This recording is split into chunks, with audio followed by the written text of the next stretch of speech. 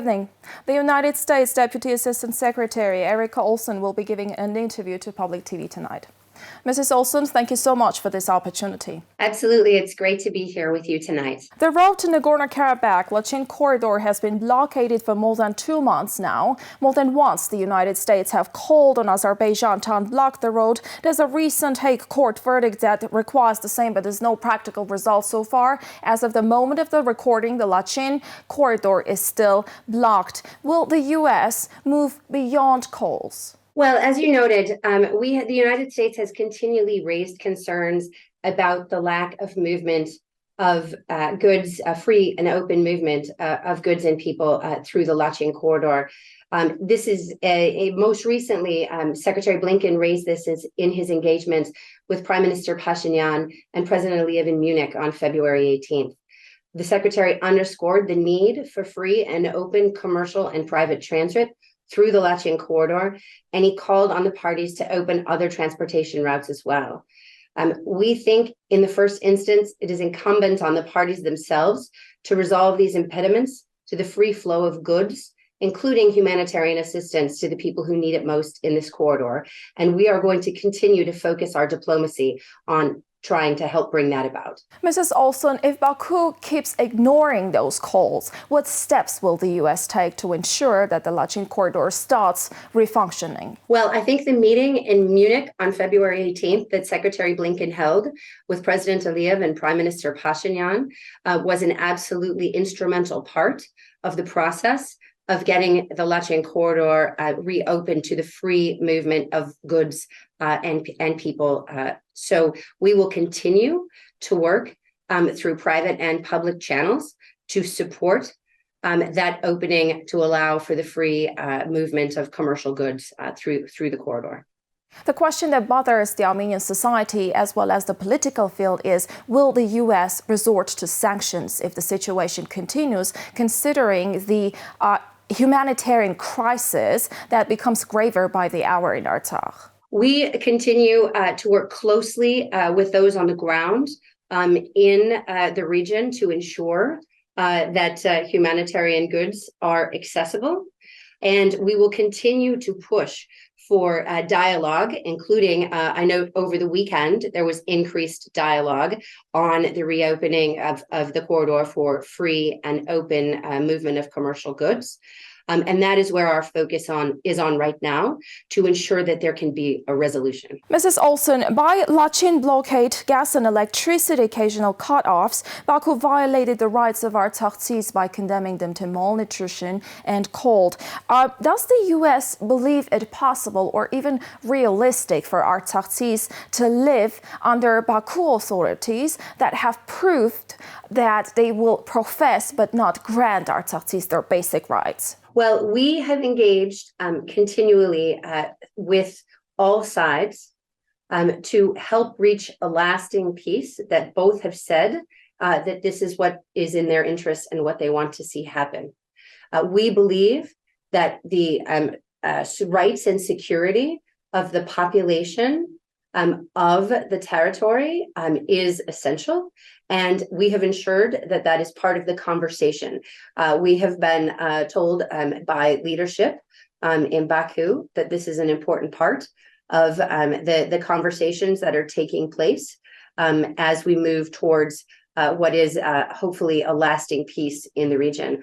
We believe strongly that a South Caucasus that is defined by lasting peace and integration is far more resilient, and it brings prosperity to the citizens of the region. And that is what we in the United States are going to continue to work on. As you know, we were honored to host in November at the Blair House bilateral peace treaty negotiations between Armenia and Azerbaijan. We stand ready to continue to support that process and to support the people of Armenia and Azerbaijan as they work towards finding a lasting peace. Azerbaijan has violated Armenia's territorial integrity and has not withdrawn its troops from Armenia's borders since the recent aggression against Armenia in September. What's the U.S.'s stance on this? We strongly urge disengagement and distancing of military forces and work to resolve all outstanding issues between Armenia and Azerbaijan through peaceful negotiations.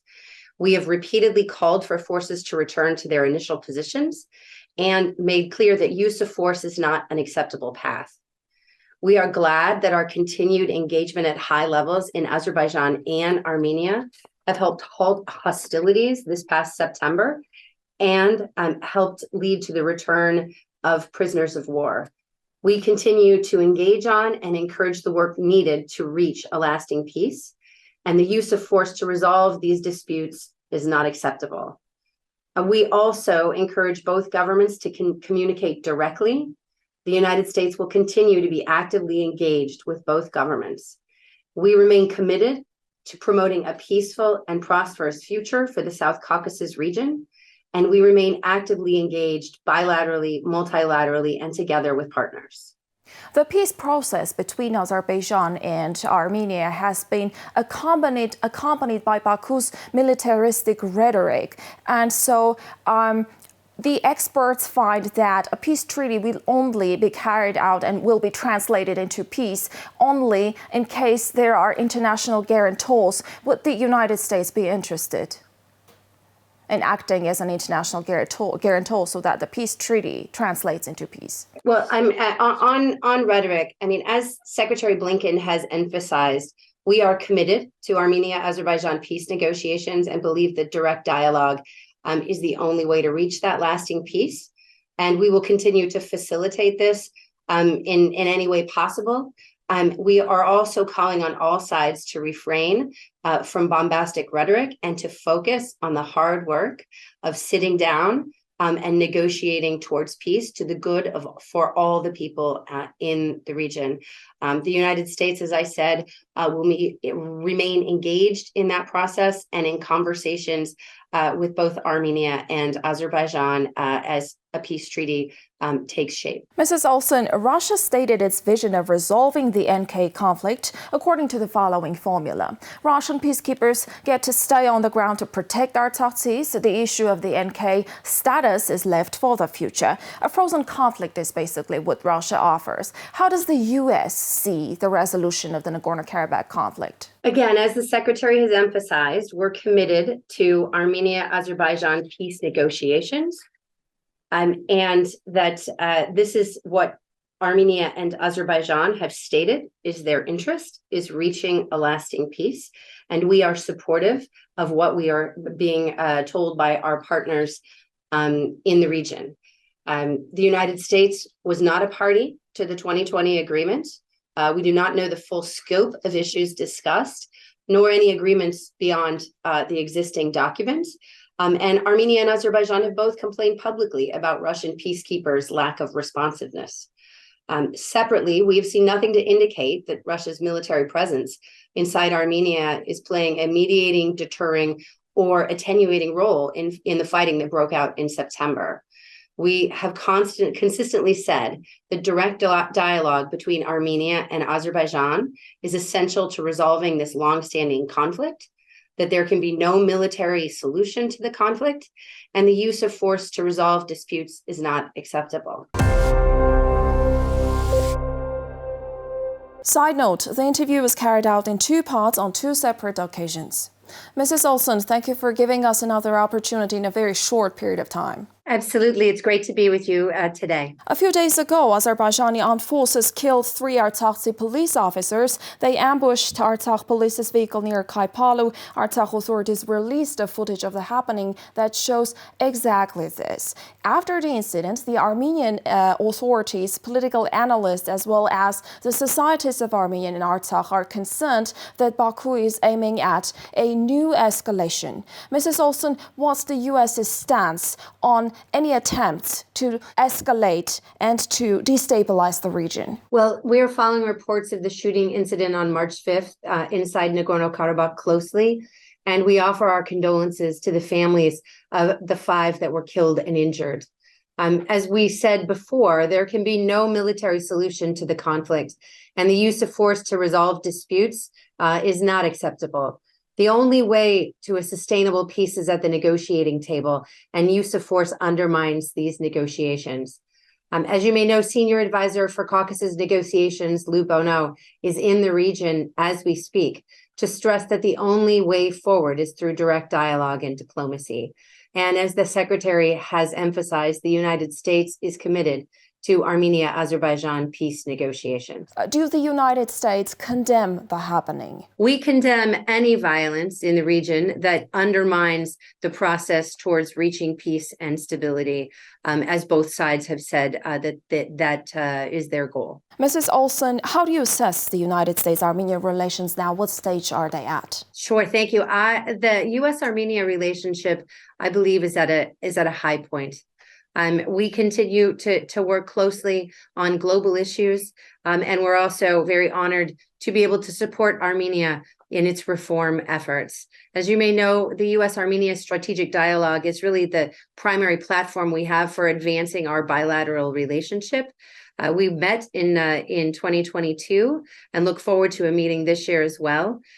Within that platform, we really focus on three main pillars: mutual prosperity, democracy and our shared values of democracy, governance, and rule of law, and defense and security.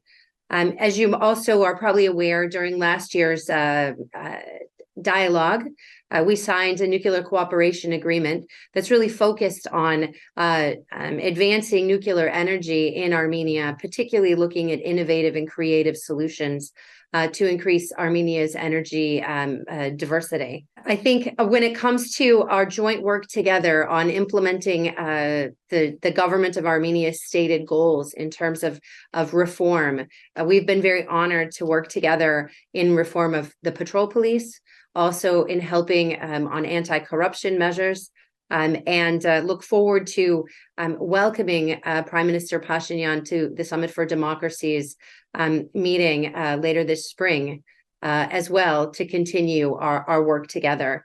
On the economic side, the U.S.-Armenia relationship is strong. When I was in Armenia, I was really happy to meet with many of our American businesses operating in Yerevan, and particularly to hear so much about the work that's happening back office when it comes to IT and development in the innovative space that I think Armenia really has the opportunity to expand and benefit from. Mrs. Olson, Armenia is a member of CSTO also due to geopolitical proximities. Does this exclude the possibility of Armenia-U.S. strategic and security partnership going deeper? We, as I said, we will continue to support the Armenian people's democratic aspirations, sovereignty, and security. And as I noted, the United States maintains a robust dialogue with Armenia about its requirements in building, training, and equipping its defense and security forces to meet threats. This includes broad discussions, and we believe Armenia, like every other country, regardless of its geography or history, has the right to pursue its foreign relations and security policy as it chooses, in furtherance of its own interests and in accordance with international law. No country should attempt to undermine that right. And as you know, Russia has used deployments to and basing in CSTO member states, including Armenia, in an effort to create a false perception of Russia being a good faith mediator to conflicts in the former Soviet Union. Russia is not a trustworthy ally or partner, and the Kremlin creates and spreads disinformation in an attempt to confuse and overwhelm people about, as well as about Russia's real actions in Ukraine, Georgia, and elsewhere, which seek to destabilize Eurasia and weaken sovereign nations. The United States government continues to focus on rebutting and countering disinformation and on shining a light on Russia's malign influence operations.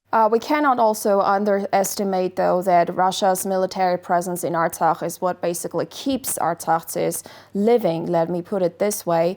However, what can Armenia do to become a more valuable partner to the United States? Well, and on your note about Russia in Nagorno-Karabakh, we continue to encourage Russia to implement the things that it agreed to in 2020 when it comes to ensuring free passage and free movement of goods up and down the Lachin corridor into Nagorno-Karabakh.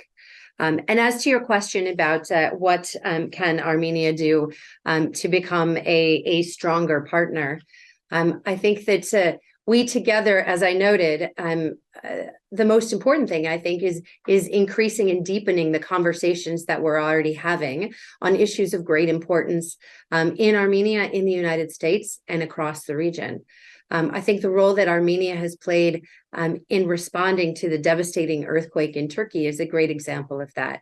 The fact that Armenia was one of the first countries to send a search and rescue team into Turkey, and as well as humanitarian shipments, including two that, as you know, crossed the land border into Turkey, shows just what can be done when we all work together to support each other. And so we look forward to continuing to work with Armenia in helping to implement the goals and objectives that the government of Armenia has set forth and that the people of Armenia have spoken to as being important to them, and in working together to help bring peace and stability and greater integration into the region to the benefit of all of the people of the South Caucasus. In the past, the United States have exerted successful effort in bringing certain prisoners of war back home. Now, 2 years after the 44-day war, there are still dozens of Armenian prisoners of war in Baku cells. What will the U.S. do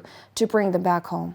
Yeah, thank you. And thank you for acknowledging the role that we've played. I mean, we were very happy to be able to have played a helpful role in the summer of 2021 in returning some of the, in the original return of some of the detainees from 2020.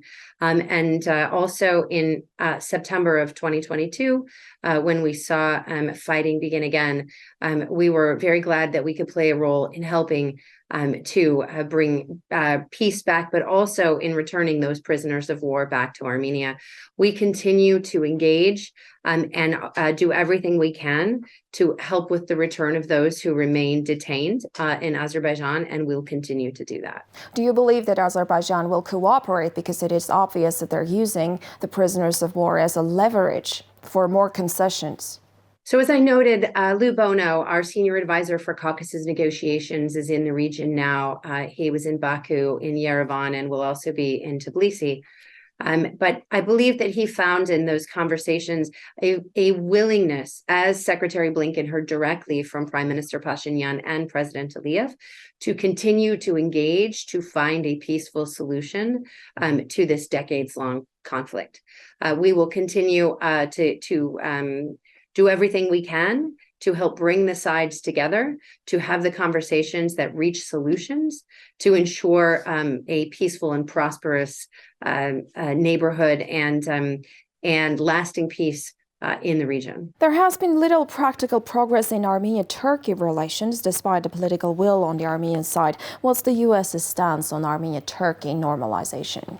Sure. We strongly support normalization between Armenia and Turkey because we believe that it will it's in the best interests of the people of both Turkey and Armenia, and will help the economies in both places. We welcome the conversations between the special envoys in Turkey and Armenia, and as I noted, very much welcomed the movement of humanitarian assistance to support those so devastatingly impacted by the earthquake in Turkey across the land border. We welcome also recent agreements to restart direct cargo shipments between Armenia and Turkey, and we'll do everything we can to help make that a reality. The United States stands ready to assist in any way that we possibly can with that process of normalization. Because we believe that it is in the best interests of all of those in the region in terms of increasing connectivity, economic growth, and resilience. Beside politics, are you planning another visit to Armenia? They say the cuisine is exquisite and the people are hospitable. Do you share the opinion since you've been here? And when will your next visit be? Absolutely. Armenia is a beautiful country, and I completely agree with you on your assessments of the food and the wine and the warmth of the people. So I very much hope later this spring that I will be back in Armenia and look forward to not just having conversations with my government interlocutors, but also engaging with people, with civil society, and with business. Unfortunately, when I take these trips, they very rarely give me any time to do anything fun. But I hope in this trip I might have the opportunity to actually play a little bit of a role of a tourist also, and see some of the beautiful monuments in Armenia as well. As the representative of a hospitable country and nation, I welcome you. Thank you so much. Thank you so much. Deputy Assistant Secretary Էրիկա Օլսոն was our guest tonight.